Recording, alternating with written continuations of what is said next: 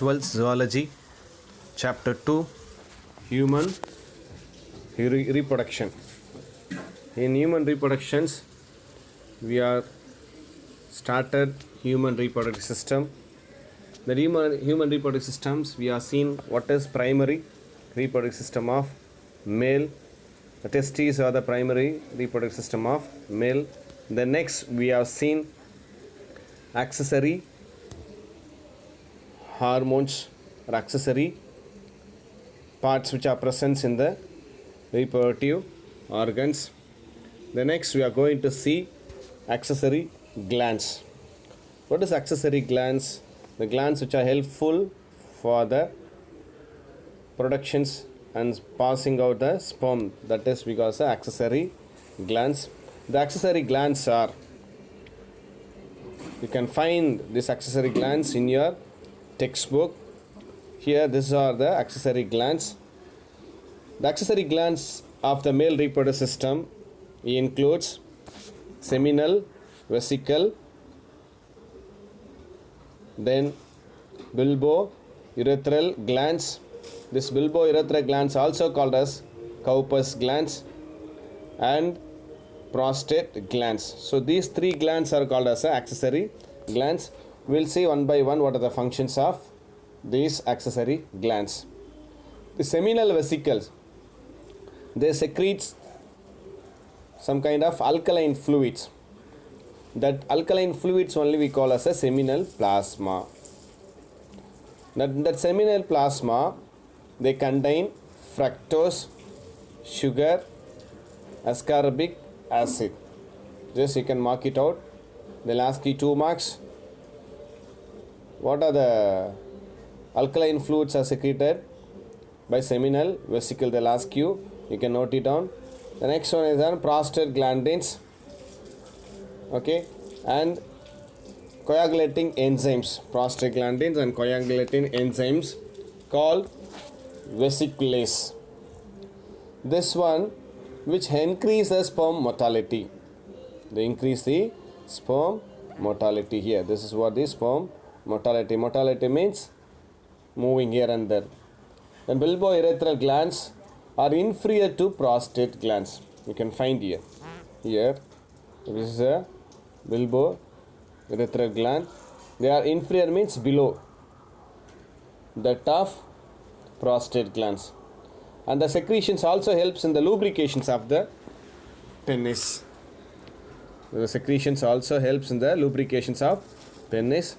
The prostate encircles the urethra and it just below the urinary bladder and secretes slightly acidic fluids. Slightly acidic fluids. The prostate, they encircle the urethra and is just located below the urinary bladder. That prostate gland, they secretes some kind of acidic fluid. That acidic fluids contain citrate and several enzymes and prostate specific antigens are contained in the prostate glands. The next one is the one semen. What is semen? Or you can say as a semen fluid.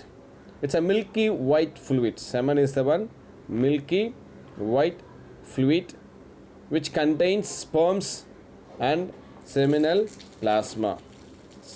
The semen semen is a milky white fluid which contains semen as well as the seminal plasma, and they also have the seminal fluids. The next one, seminal fluids. The seminal fluid act as a transport medium. Next one is the one seminal fluid. Seminal fluids act as a transport medium and provide nutrients. Seminal fluids act as a transport medium and provide nutrients. Contains chemical that protects and activate the sperms. So these are the informations about the glands. The next we'll see penis. Penis is the male external genitalia. They use for the copulatory organs. What is copulatory organs? Used for the reproductions. are used for the inseminations of sperm, that is because of copulatory organs. So here this penis is made up of special tissue. Okay, that tissue helps for the erections of the penis during inseminations of sperm. The enlarged end of penis called as a glans. Here, enlarged of penis called as a glans. So that glans is covered by loose fold skin called as a foreskin. Loose skin called as a foreskin on or prepuce. Just mark it out. One word they'll ask you. So these are the informations about the male reproductive system of human. The next we'll see female reproductive system. So here the picture what you are seeing is the one female reproductive system. The female reproductive systems consists of primary organs and accessory parts and accessory glands, and secondary organs also are present here. Which one is secondary organs means? Here that uterus is the one secondary reproductive organs in this one. We'll see full structure about the female reproductive system. The female reproductive system is much far complex than the male reproductive system, because it is addition to gamete formations. It has to nurture the developing fetus. Here the female reproductive systems, that has to nurture means feed. The developing fetus means, you know what is fetus. Fetus means child. So the female reproductive system consists of pair of ovaries. Here can you all see this is the two ovaries, that's we say pair of ovaries, along with the pair of oviduct.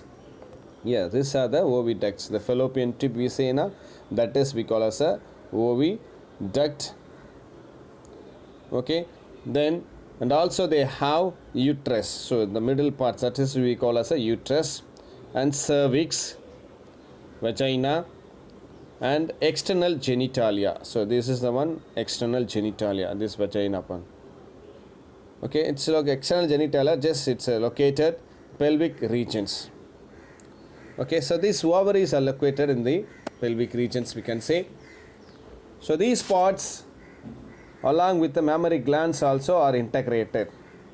Along with these accessory parts, the mammary glands are also integrated, means just connected structurally as well as functionally to support the process of ovulations. I hope you know what is ovulations. Ovulation means discharging of egg from the ovary is called as ovulations. Okay, so this one, which one, the parts along with the mammary glands are integrated structurally and functionally to support the process of ovulations. Not only the process of ovulations, it also supports the fertilizations. It also supports the pregnancy, childbirth, and child care. Which one? This female reproductive systems as well as the uterine wall, we can say uterus. So we'll see the ovary is the primary female sex organs. We'll see the structure of ovary. So ovaries are primary female sex organs. They produce female gametes. You can refer your textbook. If you want to see, you can refer your textbook. Ovaries are produce female gametes or ovum. The ovaries are located on each side of the lower abdomen.